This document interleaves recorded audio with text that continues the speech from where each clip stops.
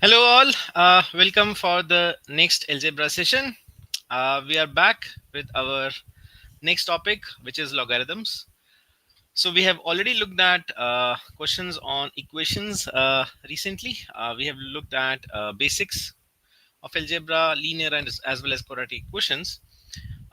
Logarithms is a topic in which I would say if you're clear with your concepts and all the properties are in place, then questions are pretty easy and smooth to handle. That being said, obviously there's a lot of challenges also that we might need to face. So with that intention to look at what we can expect and what kind of concepts are relevant as per the recent pattern and the kind of questions that we have seen, so I've designed some questions to look at and get hands on with this topic, logarithms. All right, so let's start with the session, and here's the first question that I would like to discuss. So here it is. If p square equals q cube equals r power 4 equals s power 5. So it's a four-way equality between four variables. Then you have to find some ratio that we have over here. Log q ratio p ratio log r ratio q ratio log s to the base of r. So every logarithm or every logarithmic value has an base associated with it. So the challenge in this question is that the log values, all of them have different bases. So the way to handle this question would be to use the most useful log property, which is base change property. And how to handle this four-way equality, that is also one thing to see. So let's see how do we handle this. You see, if we have this four-way equality, right, and you can see variables are in power, p square q cube r raised to power 4 s raised to power 5. Now all of them are equal to each other, so can we equate it to some expression which makes sense to us? I would recall something which we do in linear equations. In linear equations, when we have something like, let's say 2x equals 3y equals 4z, and we have to find the ratio of x's to y's to z. What do? We equate it to a number which is the LCM of these coefficients 2, 3, and 4. Right? We equate it to 12, and we say that okay, now we can say x is 6, y is 4, z is 3. So that is the ratio of these three variables. Something similar we have to do here, but here we don't have coefficients, we have powers. So what we'll do? Will we not do the similar thing? We will equate it to a number raised to a power which is the common multiple of all these powers. Our LCM of 2, 3, 4, 5, which is 60. So that we can equate these four quantities in terms of a same variable, right? That's the idea, right? So I have equated it to something like a raised to power 60. A is any real number. So therefore we can say that p is something like a power 30. Q is something like, right, p square is a power 60, so we get like that. Likewise, q cube is a power 60, so q is a power 20, right? Likewise, r becomes a power 60 by 4, which is 15, and s becomes a power 60 by 5, which is 12. Now this looks very much something that should be useful to further simplify this ratio. Now, as I was saying, now the base change property will come into the picture. Log of q over log of p to any common base, right? This is how we can write log q to the base of p. Any common base, that base I have not written, it could be anything which is common. Ratio log r over log q. Let's say we call it base a only, because here we can take to the base of a and write those numbers, right? Because log q to the base a, for example, would become simply 20 from the definition of log, right? Log r over log q and log s over log r, right? So therefore, taking to the base of a on all these three expressions, so log q becomes 20 to the base of a, and log p becomes 30, 20 by 30, which is 2 by 3. Log r 15, log q 20, and log s, which is 12 over log r, which is 15. Further simplify this. 2 by 3 is to 15 by 20, which is 3 by 4, 12 by 15, which is 4 by 5. Then at the end, we can multiply throughout with 60. 4 into 5 into 360, multiply with that. So 60 by 320 into 240, 60 by 415 into 345, 60 by 512 into 448. So the first option is the correct ratio, right? So something to start off with to get hands-on with the topic. I think how to make use of something like this when we are given equality in terms of powers on variables, how you can handle that, and then how can you can simplify this using the base change property. All right. Now, next one. Very simple, straightforward question. Second question, where we have to find the value of an expression. Simply, it's a product of several values of log 4 to the base of 3 times log 5 to the base of 4, and so on, in a sequence that is progressing until log of 81 to the base of 80. Then what is a? All right. So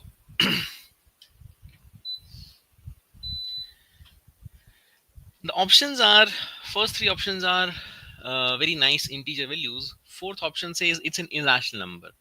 Now, how do we figure out whether it is one of these values or not?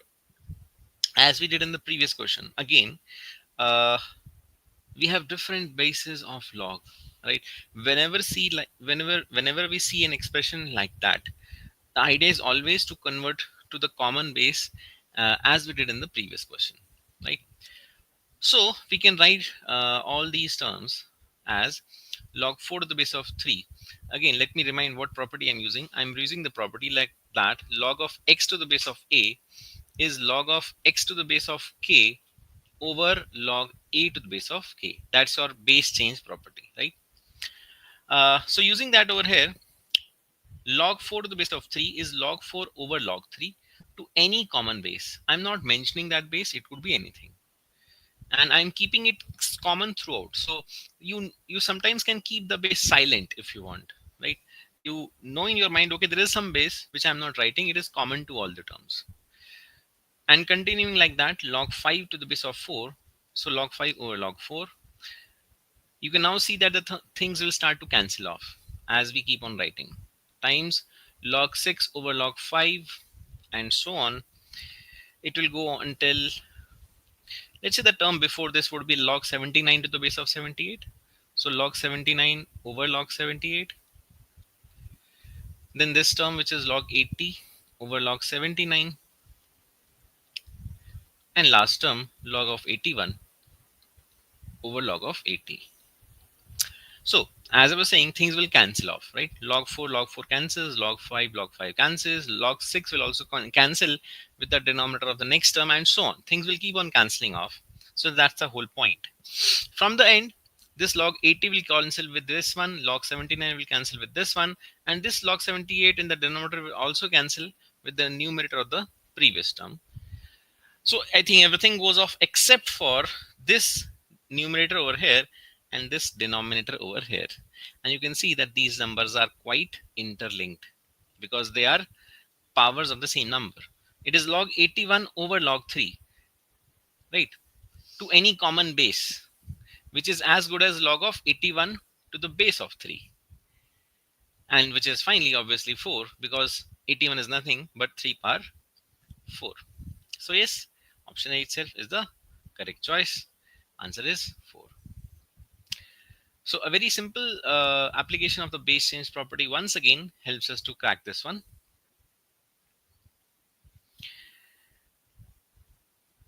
Let's see. Let's go for the third problem. Okay. Next one. It says that for how many integer values of n is this expression negative? It's expression which is in a fraction form.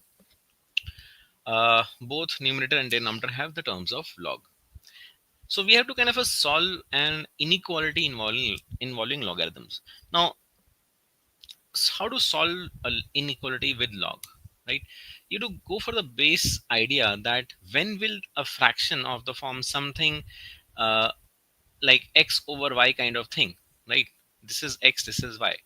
If x over y is negative, then what should be said about x and y?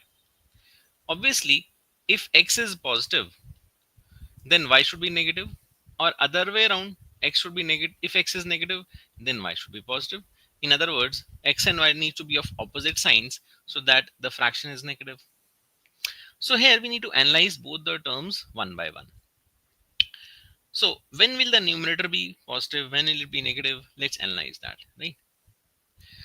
So log 2n to the base of 5 minus 3. Let's say we are analyzing when is it positive, which means log 2n to the base of 5 is more than of 3, right? Which means that, so with the log inequality in logarithms, if the base is more than 1 and there is an inequality, then the sign of the inequality remains the same, right? So therefore we can say log goes off and we are left with 2n should be more than 5 power 3, which is 125. 5 cube is 125. So we are getting that n should be more than 62.5. It's a decimal value.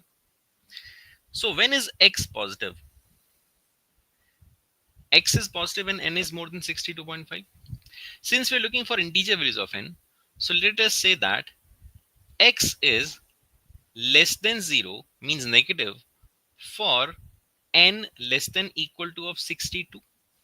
62 and less values of n, it is negative, and x is positive for n greater than or equal to of 63, right? 62.5 is bang in the middle. 62 and below it is negative, 63 and onwards it is positive, right? At 62.5 it is 0. Likewise we can analyze for the denominator.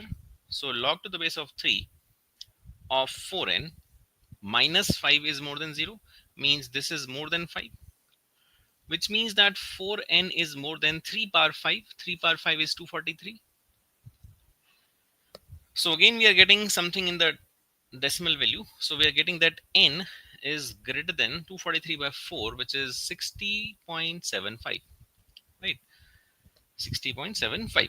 So again we are getting a range over here that y is negative for, so 60.75 and below, which means in integer range it is less than equal to 60, it is negative, and y is positive for n being 61 or more. Perfect. Now on the number line, let's break down the range of n in the different intervals. There is this range of 61 and below, then there is this range of uh, 61 is there, then let's say this is 62, then this is 63 and so on, right? Because I see the numbers which are 60, 61. Okay, 60 is also there, right?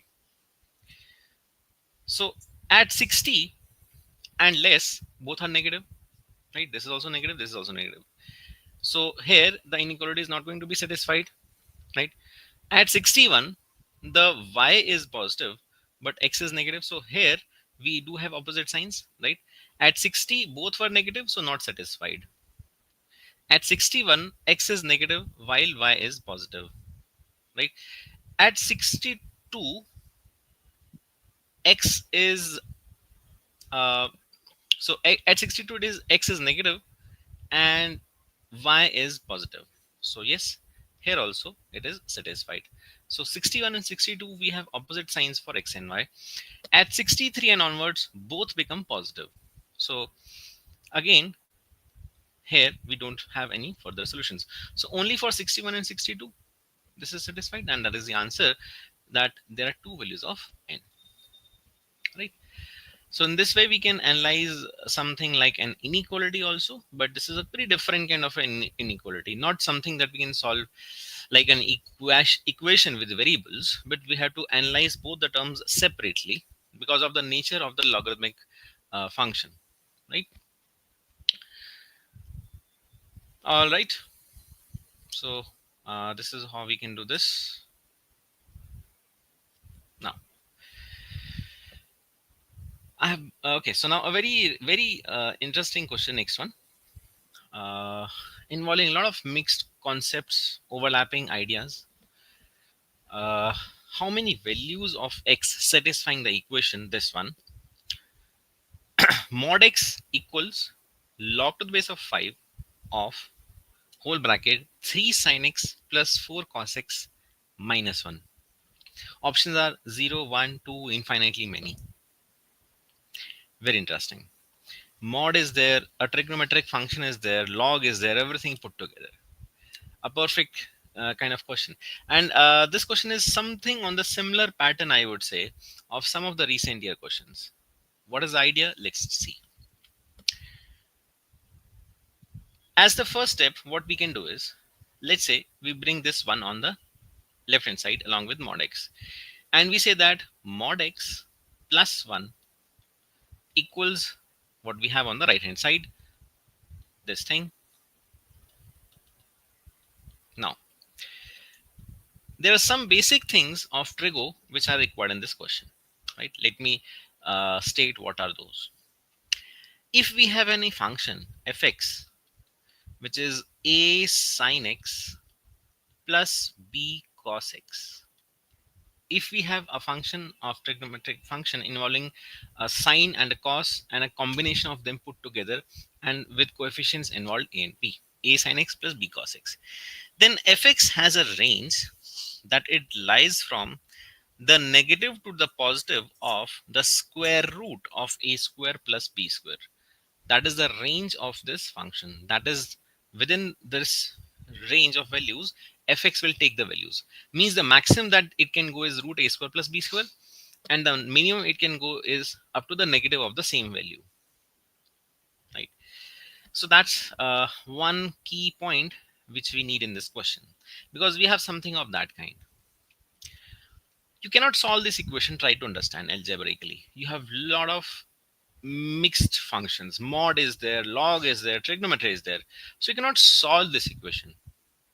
What you can try to do is, you can try to analyze the range of the LHS and the RHS.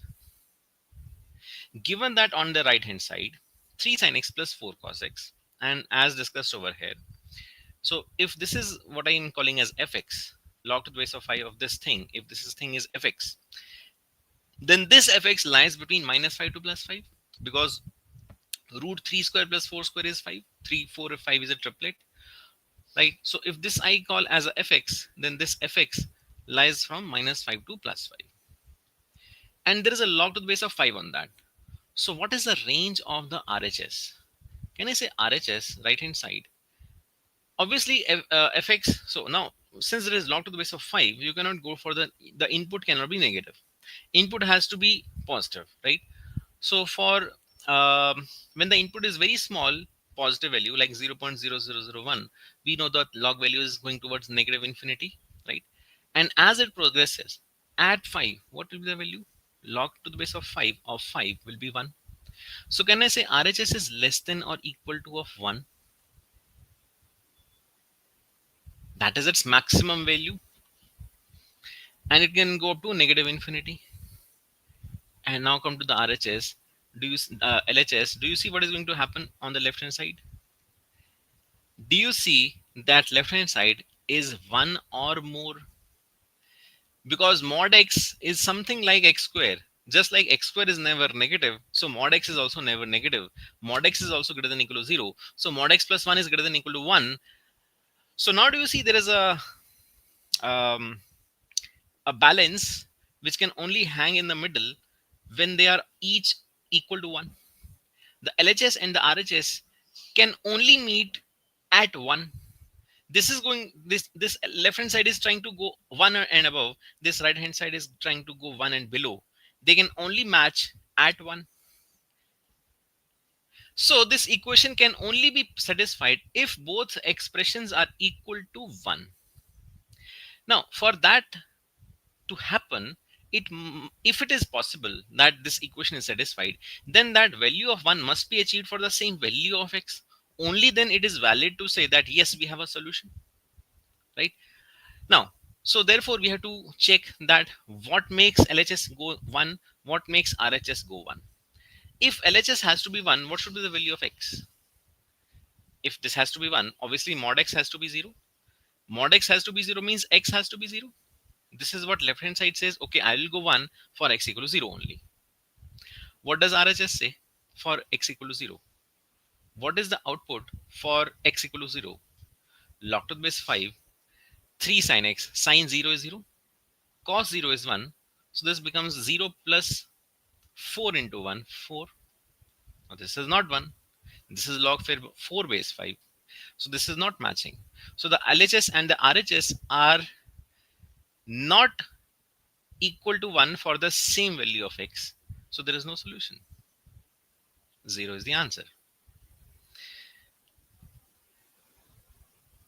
So very logical question, full of concepts, and gives us an insight. If you see a very complicated equation involving a lot of functions, you should try to figure out, okay, let me try to balance the equation and let me see the range of the LHS and the RHS, what happens. So that's the kind of logic that was there in this question. And if you go through some of the recent year questions, if I can recall, this was, I think, in CAT 23 or 22, I guess, we had similar questions. All right. Okay, so now we'll look at some previous year questions on this topic. Let's see. Here we go. CAT 21 problem. It's a theta question. You can see there's an equation, and we have to solve that very simply, involving a lot of square roots. 5 minus log base 10, this. One thing is good, that in this question all the base are the same, right? All base values are 10, and then we have to find the value of 100x. All right, so I think this is a very straightforward question, just requires careful algebraic simplification, right?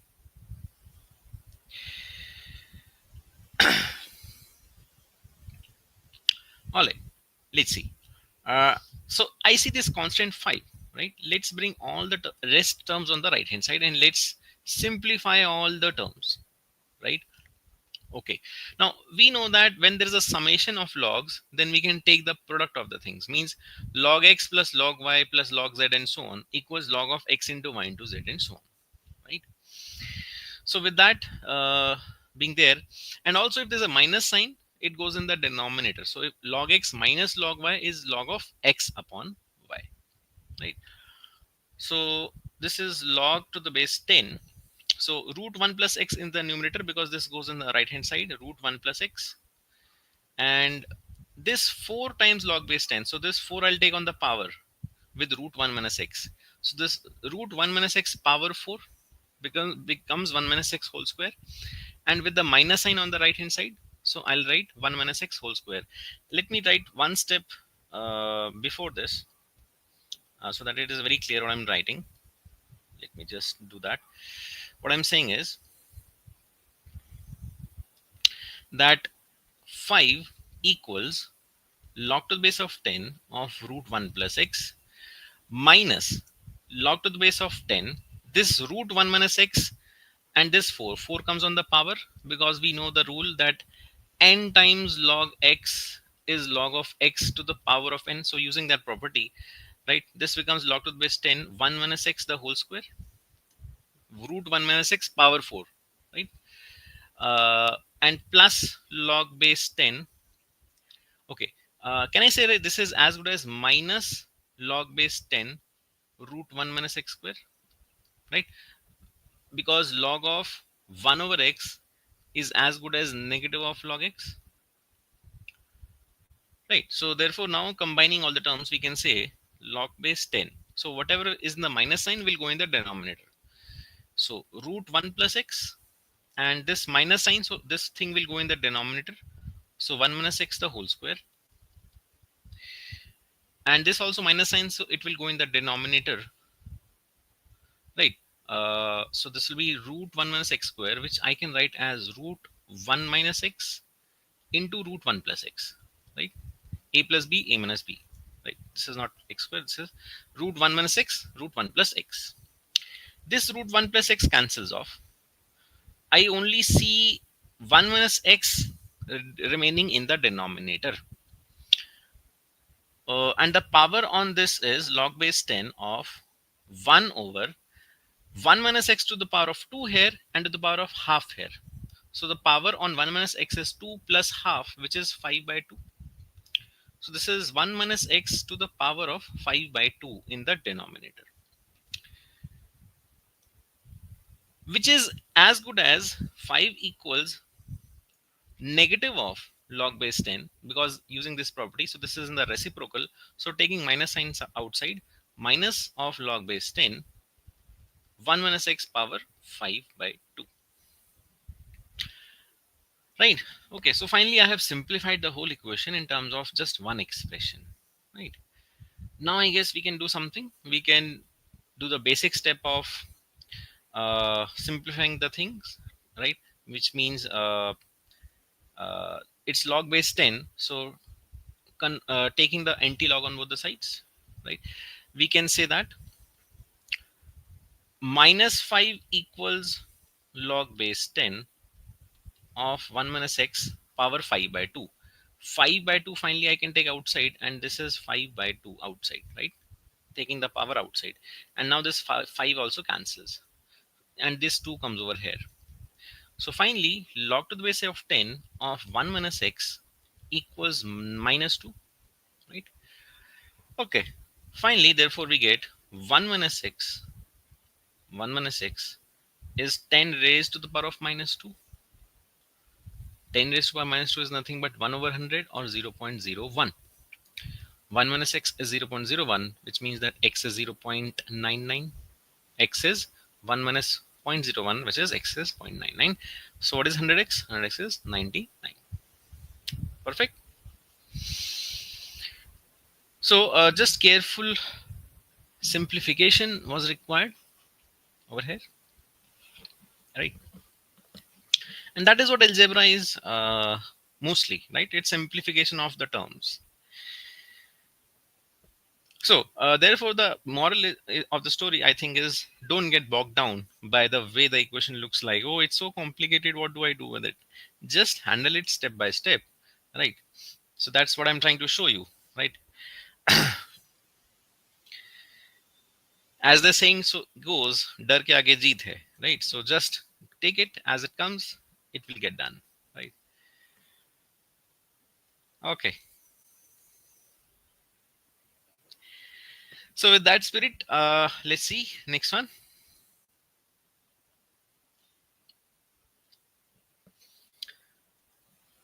Okay, so another equation to handle, and this time we don't have any numbers.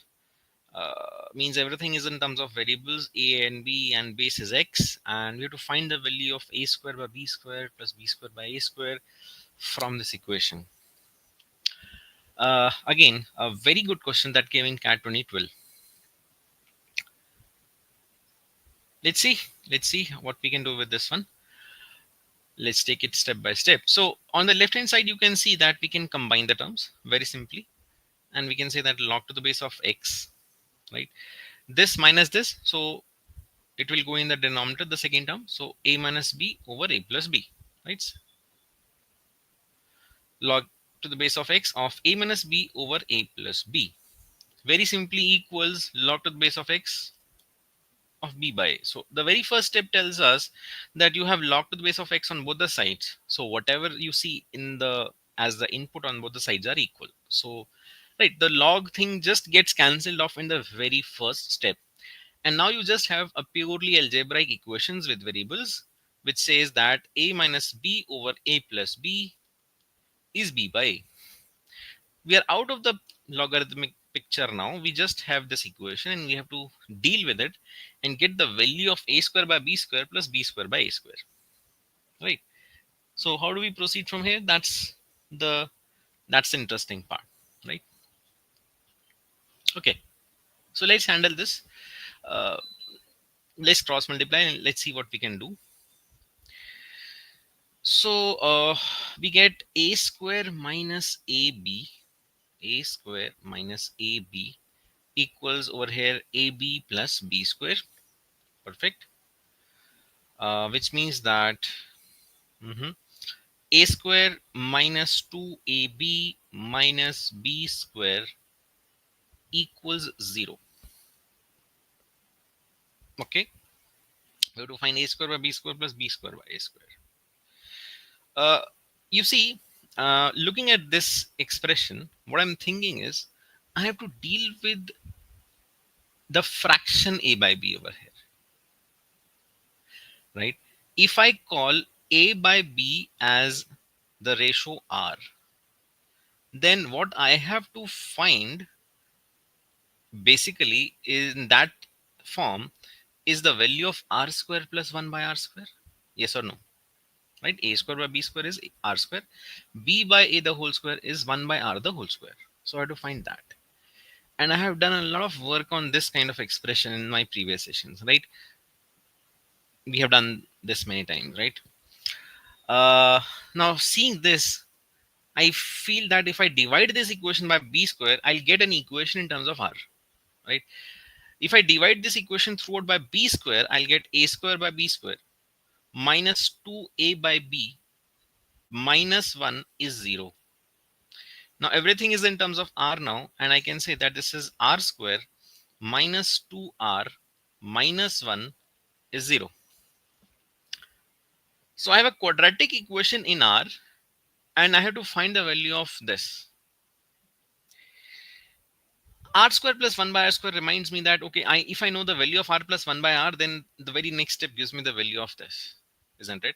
So with that intention, instead of solving for the quadratic equation that we have in terms of r, we should do very simply one step to try to find the value of something like r plus 1 by r, or maybe even r minus 1, 1 by r will be sufficient. So now again, let me do one step more. This equation, let me divide by r. You see, what will happen is if I divide this equation with r, I'll get r minus 2 minus 1 by r is 0. Perfect. I can therefore say that r minus 1 by r equals 2. Wonderful. Wonderful, because now I know that squaring this equation will give us the answer, right? So after this, squaring on both the sides, right, tells us that, so r minus 1 by r the whole square becomes r square plus 1 by r square minus 2, right? R square plus 1 by r the whole square minus 2 into r into 1 by r, which goes cancels off and just leaves us with 2, equals 2 square, which is 4. So therefore this expression equals 2 plus 4, 6. That's the answer, isn't it? So I think very wonderfully built logical question on algebra using all our concepts all on simplification, involving x plus 1 by x kind of expression and its powers, right? uh, Although we started with log, but the log thing gets just simplified in the very first step, and then we deal with it, the equation like this. So right, this was, I think, very nice, very very good question. All right, so you see cat 2020, next question, very similar question to the one I discussed earlier. So let's practice once more on this. We know what to do. 4 minus log n to the base of 2 over 3 minus log n to the base 4 is less than 0. Again, the bases are different, right? So that won't be any hindrance, right? We know how to deal with this. We know what to do. So again, let's call the numerator as x and the denominator as y. so they should be of opposite signs. I see negative sign with log, so I want to just change this inequality in one different form such that the coefficient with log n is positive. If I multiply the numerator and denominator, each of them with -1, that won't affect the inequality. So can I say this is as good as that log of n to the base of 2 minus 4 over log n to the base of 4 minus 3 is negative, right? So it looks easy in my mind, right? That does not change anything at all. But now I have like this, right? Okay. So again, x, y, they should be of opposite sign. So let's focus on numerator first. Log n to the base of 2 minus 4 is more than 0, means this is more than 4. Log n to the base of 2 is more than 4. So n is more than of 2 power 4, which is 16, right? So this is positive for 17 and onwards. At equal to 16, this numerator will be equal to 0, right? So I'm not interested in that being equal to 0, right? So this is positive for 17 or more, and negative or for 15 or less, right? Right? Negative for 15 or less. At 16, it is 0. My denominator, which is y, when is it positive? Log n base 4 should be more than 3, which means that n should be more than of 4 cube. 4 cube is 64. So this is positive for 65 and more, and negative for 63 or less, right? So for less than equal to 7, less than equal to 16, for less than equal to 16, or let's call it 15, let's say, right? X is negative and y is also negative. There is no solution here. Exactly at 16, x is 0. So again, there is no solution here. This is still negative, right? Uh, it says now here that for at 64, the denominator will go 0. So the expression will go undefined. For 65 and more, for 65 and more, both are positive. So again, there is no solution. This is also positive. This is also positive. So I think we can therefore conclude that 17 and onwards until 63, in this range, we can clearly say 17 to 63, right? X is positive, whereas Y is negative. This is the range that we are looking for. So from 17 to 63, inclusive of both, is the number of values, which means that the number of values is 63 minus 17 plus 1, which would be how much? 63 minus 17 plus 1, 47, right? 47 values there are that we have which satisfy this integer values of n, right? Very similar, and right, perfect.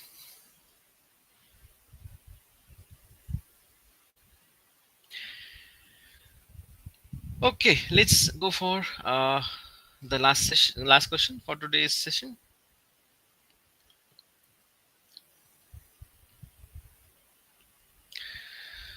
Okay, this is CAD 2020. Let u equals log x to the base of 2 the whole square minus 6 times log x to the base of 2 plus 12, where x is a real number. Then the equation x bar u equals 256 has, and all the options are about how many solutions does this equation have. No solution, one solution, two solutions, three solutions, right?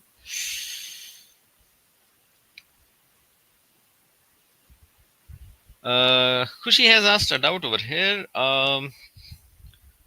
Repeat from R2 assumption. Okay, which question is this? Let me check. R2 assumption, where did we do that? Okay, this one. There was no assumption over here, Kushi.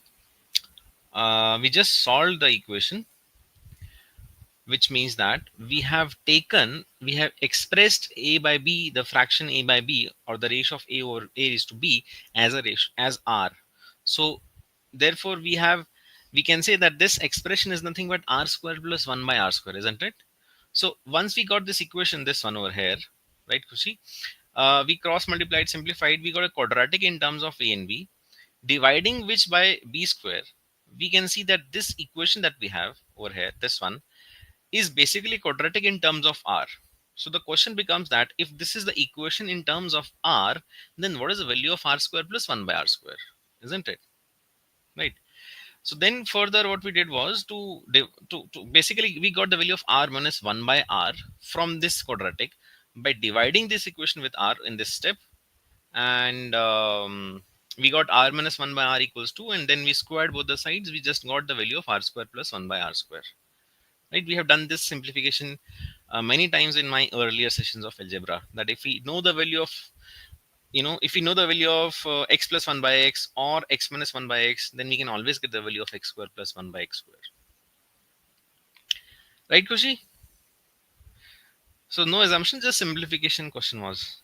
This was a question of simplification. Okay. Now, so let's do this one. Very interesting question. Interesting because you can see there is a kind of a quadratic that we can see with log x to the base of 2. Also, then you also see this. Then the equation x power u equals 256 has how many solutions? 256 you see is a power of 2, and here you see the base is to the base of 2, log x to the base of 2, isn't it? So what I'm trying to say is that it is very obvious that with this equation, which is that x power u equals 256, u itself involving log to the base of 2, I should be taking log to the base of 2 on both sides of this equation to further get some simplified expression, right? X power u equals 256. So taking log to the base of 2 on both the sides, right? If I do that, so log of x to the power u, that power will come outside. So u times log of x to the base of 2, taking log base 2 on both the sides. On this equation, I am taking the log to the base of 2 on both the sides, right? So u times log x to the base of 2 equals log to the base of 2 of 256. 256 is nothing but 2 power 8. So I have nothing but 8, simply 8 on the right hand side. Okay, u itself is this, and u is multiplied with log x to the base of 2. U itself is having log x to the base of 2 with in the quadratic form. Now obviously I should let's say just call this log x to the base of 2 as a, because I'm seeing this coming repeatedly in the equation many times over, isn't it? So if I do that, then this equation is a square minus 6a plus 12, which is further multiplied with a. So this becomes a cubic equation in terms of a, isn't it? So I can say that this becomes a cube minus 6a square plus 12a. Agree? Which equals right hand side. This is log 256 to the base of 2, and that is nothing but 8. So now we have a cubic equation, and that is why you can see the options are going from no solution up to 3 distinct solutions, because a cubic equation we have in terms of a, which can have at the most 3 solutions. At the most. Right? We have to search for the solutions for the cubic equation a cube minus 6a square plus 12a minus 8 equals 0. Right? Okay. Now, do you recall from the last session that we did on polynomials, I told you one concept. If you are ever searching for an integer solutions of any polynomial equation of any degree, the only possibility could be plus or minus of the coefficient, plus or minus of the constant term. uh, plus or minus of the factors of the constant term, isn't it?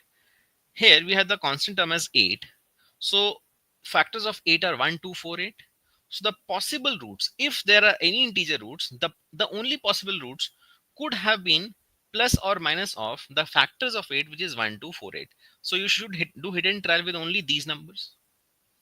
Only these numbers could be the roots if they are. I'm not saying they must be. I'm saying if there have to be any positive roots, they can only be from here.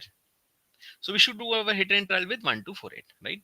So let's check for 1 what happens. 1 minus 6 plus 12 minus 8, right? For a equal to 1 is minus 5 plus 4, which is not equal to 0. So 1 is not a root. Let's try with 2. So 2 cube 8 minus 6 into 4, 24, plus 12 into 2, 24 minus 8. Perfectly cancels off. All the things cancel off. Yes, it is 0. So a equals 2 is a root.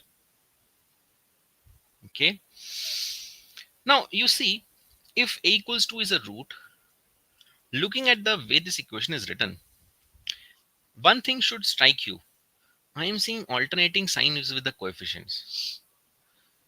Minus plus minus. What is going to be the expansion of a minus b the whole cube over here if I take b as 2? What I'm trying to say, what if this cubic equation, does it match with, let's say, a minus 2 the whole cube expansion of that?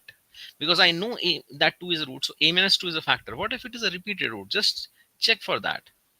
In fact, yes, a minus 2 the whole cube is nothing but this.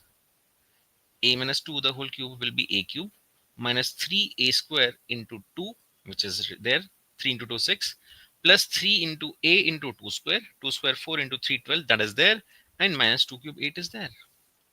So yes, in fact, this is nothing but the expansion of a minus 2 the whole power 3, which means that a equals 2 is a repeated root.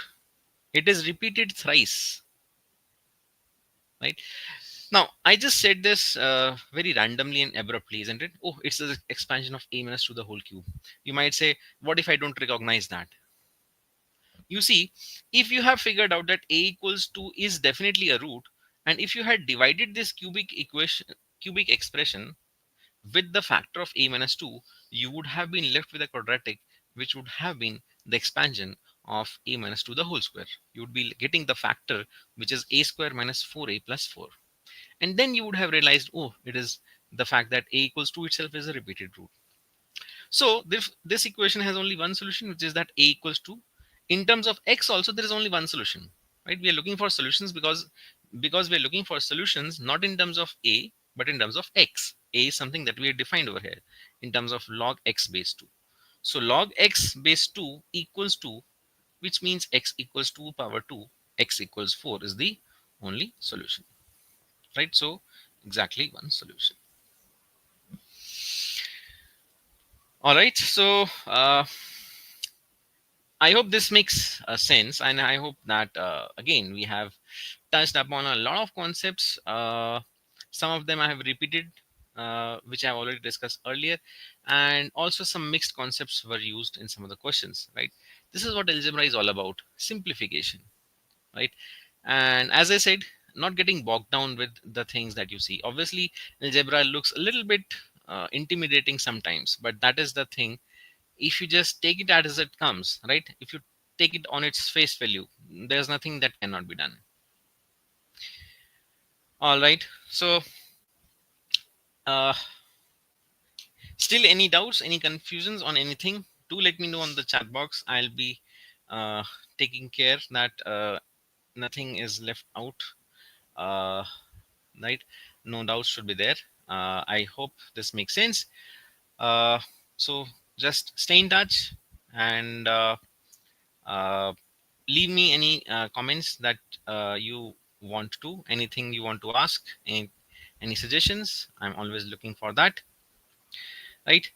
Stay in touch, stay connected, right? So thank you a lot, and see you soon with the next session. Thank you.